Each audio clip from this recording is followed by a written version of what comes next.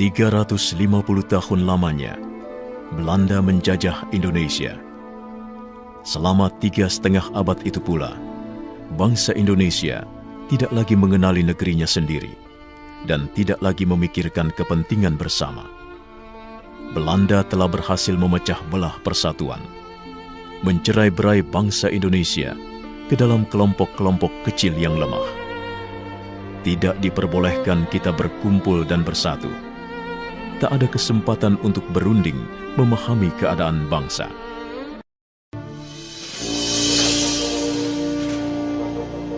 Dan Belanda tak pernah menyangka bahwa kebijakan politiknya itu justru menjadi tonggak awal kebangkitan bangsa Indonesia untuk bersatu melawannya. Pada masa itu, untuk keperluan pendidikan, pemerintah Hindia Belanda bahkan mendirikan gedung-gedung sekolah. Salah satunya Gedung Stovia yang ada di Batavia, sebutan Jakarta masa itu. Banyak pemuda Indonesia yang memanfaatkan kesempatan ini untuk menempuh pendidikan.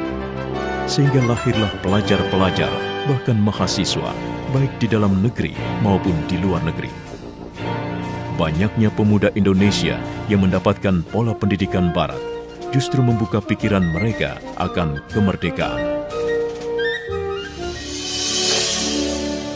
Buah dari pemikiran itu, Sutomo mendirikan sebuah organisasi pemuda bernama Budi Utomo pada 20 Mei 1908 yang kemudian diperingati sebagai Hari Kebangkitan Nasional.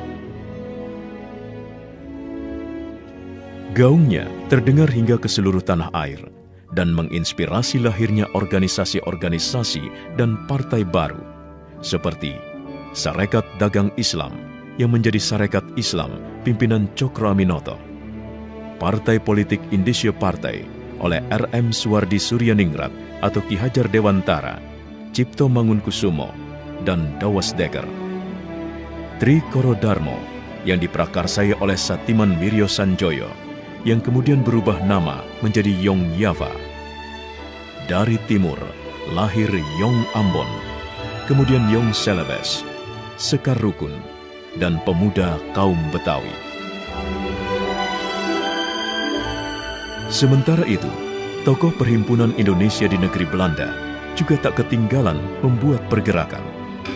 Pada 15 November 1925, diadakanlah pertemuan yang dihadiri oleh Yong Yava, Yong Sumatranen Bon, Yong Ambon, Yong Bataksbon, pelajar Minahasa, Sekar Rukun, dan peminat perorangan untuk membentuk panitia Kongres Pemuda pertama. Kelanjutan dari pertemuan itu adalah terselenggaranya Kongres Pemuda pertama pada tahun 1926. Dalam kongres ini diusulkan untuk mengadakan fusi atau peleburan di antara begitu banyak organisasi pemuda di tanah air untuk menyatukan visi. Belum adanya kesepakatan mengenai pembentukan fusi organisasi, mendorong diadakannya Kongres Pemuda kedua. Kongres yang diketuai oleh Sugondo Joyopuspito ini diselenggarakan pada 27 dan 28 Oktober 1928 di sebuah rumah di Jalan Keramat 106 Jakarta yang dulunya berfungsi sebagai tempat pondokan dan tempat berkumpulnya Yong Yava. Sebelum putusan Kongres dilaksanakan, W.R. Supratman memperdengarkan lagu gubahannya yang berjudul Indonesia Raya lewat ayunan biolanya. Inilah saat pertama kalinya lagu Indonesia Raya, lagu kebangsaan Indonesia, dikumandangkan di hadapan publik.